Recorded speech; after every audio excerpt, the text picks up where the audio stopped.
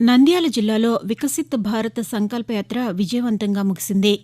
యాత్ర ద్వారా 29 మండలాల్లో 485 గ్రామ పంచాయతీలు, 5 మున్సిపాలిటీల్లో కేంద్ర ప్రభుత్వం అమలు చేస్తున్న 17 పథకాలపై డిజిటల్ వాహనాల ద్వారా ప్రచారం చేశారు. ఈ యాత్ర డిసెంబర్ 26న ప్రారంభమై ఫిబ్రవరి 2వ తేదీ వరకు కొనసాగింది. నంద్యాల జిల్లా పగడాల గ్రామంలో వికసిత్ భారత్ సంకల్ప యాత్రలో భాగంగా లబ్దిదారులనుద్దేశించి భారత ప్రధానమంత్రి నరేంద్ర మోదీ వర్చువల్ విధానంలో మాట్లాడారు. ఈ కార్యక్రమంలో లబ్దిదారుడు సయ్యద్ ఖాజా మొహిద్దీన్ ప్రధానమంత్రి నరేంద్ర మోదీ ముఖాముఖి మాట్లాడారు.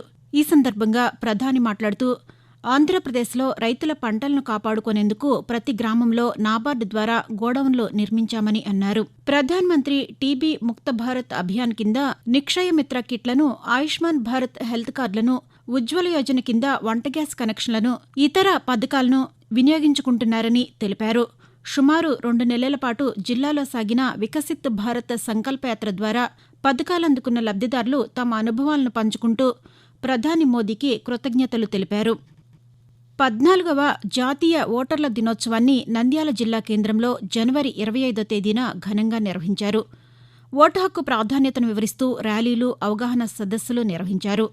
జిల్లా joint collector T. Rahul Kumar Reddy మాట్లాడుతూ ఓటు ప్రజల భవిష్యత్తును నిర్ణయిస్తుందని, ఓటు హక్కును ప్రతి ఒక్కరూ సద్వినియోగం చేసుకోవాలని కోరారు. 2019 ఎన్నికల్లో జిల్లాలో 82% ఓటింగ్ జరిగితే నంద్యాల పట్టణంలో కేవలం 69% మాత్రమే ఓటింగ్ జరిగిందని, పట్టణ ప్రాంతంలో ఓటు హక్కును వినియోగించుకునేందుకు ప్రజల్లో చైతన్యం రావాలని కోరారు.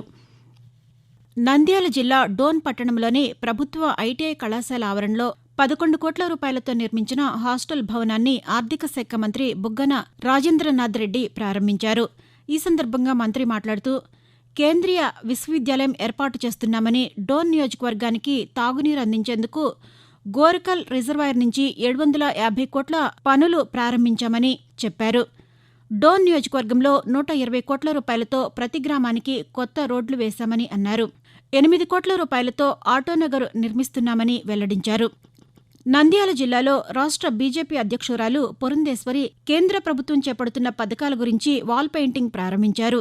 అనంతరం ఆమె మీడియాతో మాట్లాడుతూ కేంద్ర ప్రభుత్వం అమలు చేస్తున్న పథకాల గురించి వికసిత్ భారత్ సంకల్ప యాత్రలో ప్రతిరోజు గ్రామాల్లో వివరిస్తున్నామని చెప్పారు. కేంద్ర ప్రభుత్వం ద్వారా నంద్యాల జిల్లాకు medical college, Orvakal airport, Sangameswaram వద్ద తీగల వంతెన, కర్నూలు నుంచి దోర్నాల్ వరకు జాతీయ రహదారి పనులు ప్రారంభమయ్యాయని అన్నారు. 10,000 కోట్ల రూపాయలతో డీఆర్డీఏ సంస్థను ఏర్పాటు చేయడం జరిగిందని, నంద్యాల టు రేణిగుంట డెమో రైలు ప్రారంభించామని చెప్పారు. నంద్యాల పట్టణంలో గవర్నమెంట్ డిగ్రీ కళాశాలలో 75వ జాతీయ గణతంత్ర దినోత్సవ వేడుకలను నిర్వహించారు. జాతీయ జెండాను జిల్లా కలెక్టర్ డాక్టర్ మనజీర్ జిలానీ సామూన్ ఆవిష్కరించారు. అనంతరం కలెక్టర్ మాట్లాడుతూ జాతిపిత మహాత్మా గాంధీజీ నేతృత్వంలో ఎందరో అమరవీరుల ప్రాణత్యాగంతో భారతమాతకు బానిస సంకెళ్ల నుంచి విముక్తి లభించిందని అన్నారు.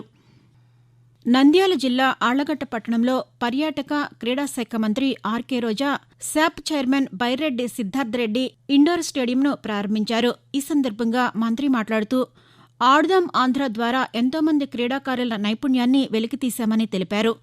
ముఖ్యమంత్రి జగన్మోహన్ రెడ్డి గడప గడపకు ప్రభుత్వం ద్వారా ప్రజల ఇళ్ల వద్దకే ప్రజాప్రతినిధులను తీసుకుని వెళ్లారని, ఆరోగ్య సురక్ష, ఫ్యామిలీ ఫిజిషియన్ సేవలతో వైద్యాన్ని ప్రజల ముంగిటికే తీసుకువెళ్లామని చెప్పారు.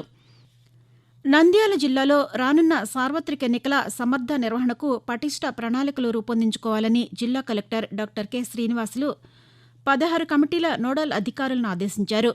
ఎన్నికల సన్నద్దతపై నోడల్ అధికారులతో సమావేశం నిర్వహించి మాట్లాడుతూ రాబోయే సార్వత్రిక ఎన్నికలను ప్రశాంతంగా, సమర్థవంతంగా నిర్వహించేందుకు ఇప్పటి నుంచే పటిష్ట ప్రణాళిక రూపొందించుకోవాలని నోడల్ అధికారులను ఆదేశించారు. భారత ఎన్నికల సంఘం సూచించిన మార్గదర్శకాలను జిల్లా ఎన్నికల అధికారులు అమలు చేయాలని కోరారు.